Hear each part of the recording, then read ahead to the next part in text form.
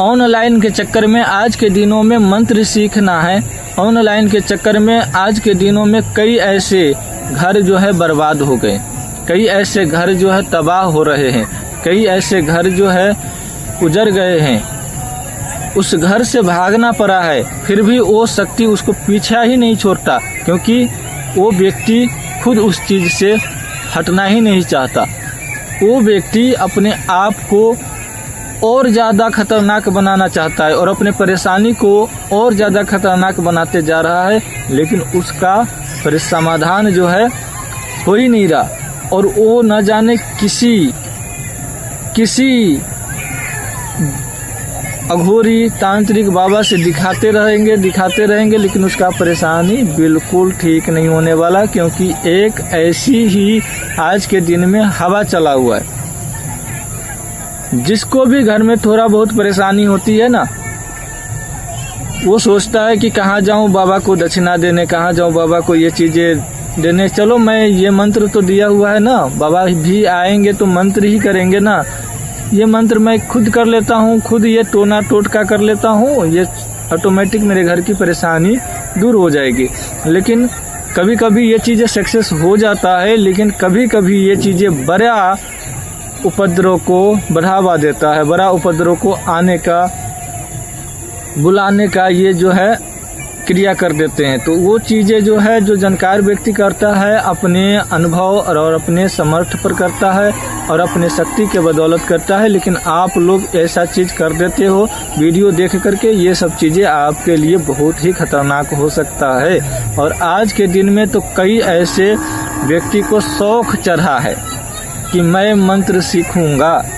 भाई मंत्र सीखोगे ये तो ठीक है, लेकिन कितना दिन सीखोगे? 1 महीना, 2 महीना, साल भर, जिंदगी भर, कितना? तो कई लोग कहेंगे कि गुरुजी हम तो बिजनेस छोड़ के आते नहीं, बिजनेस हम छोड़ नहीं सकते, समय हमारे पास है नहीं, आज तो हमें शक्ति ही ट्रांसफ़र दे दीजिए। कई लोग कहते हैं हमें विद्या ट्रांसफ़र दे दीजिए, कई लोग कहते हैं मंत्र ट्रांसफ़र दे दीजिए। कई लोग अनेकों प्रकार की भावनाएं मन में उत्पन्न कर लेते हैं और आते हैं और पूछते रहते हैं। लेकिन क्या शक्ति ट्रांसफ़र लेना भी आपके लिए सही है? आप तो सीधा मन बना लेते हो कि मुझे ये शक्ति ट्रांसफ़र चाहिए, मुझे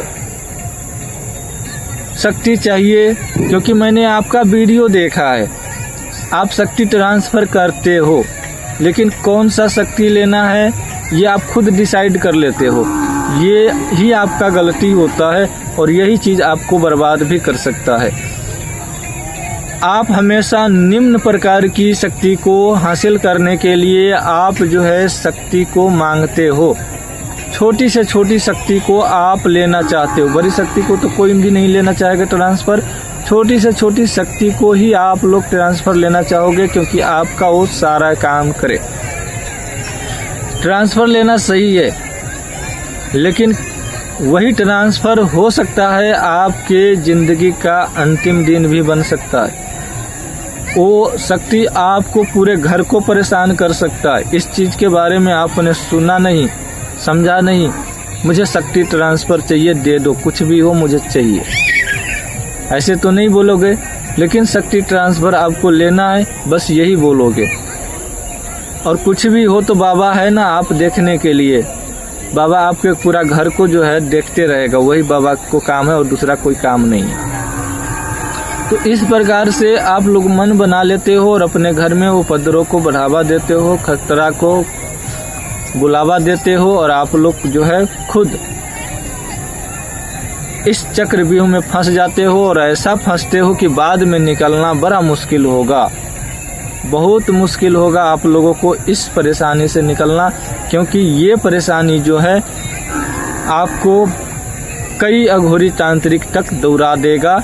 आप भले ही 10 मंत्र के ज्ञाता हो, भले ही आप साबर मंत्र के ज्ञाता हो, साबर साबरी दोनों जानते हो, मार भी सकते हो, किसी को जिला भी सकते हो, इसका मतलब ये नहीं है कि आप परेशानी में नहीं पड़ोगे। इतना कुछ करने के बाद भी ना आपको हो सकता है और व्यक्ति की सहायता की ज़रूरत पड़े जब आप ऑनलाइन के चक्कर में पड़ोगे, क्योंकि शक्ति ना किसी के बाप की नहीं होती, वो किसी की नहीं सुनती, जब अपने पे आ जाती है तो आपको और भी गुरु की ज़रूरत पड़ सकता है, और उसका फैसला वही करेगा जो बहुत अच्छे तरीके से उस चीज़ को समझता है, इस लाइन को समझता है, इस चीज़ को समझता है, वही इस चीज़ को सही ढंग से करेगा। बाद बाकी तो सब कहता है कि भाई हमसे बड़ा कोई नहीं है। सभी व्यक्ति का एक ही मतलब है कि मैं भगत हूँ, मैं तांत्रिक हूँ, हमसे बड़ा कोई नहीं है, हमसे ज़्यादा कोई नहीं जानता है, मैं तो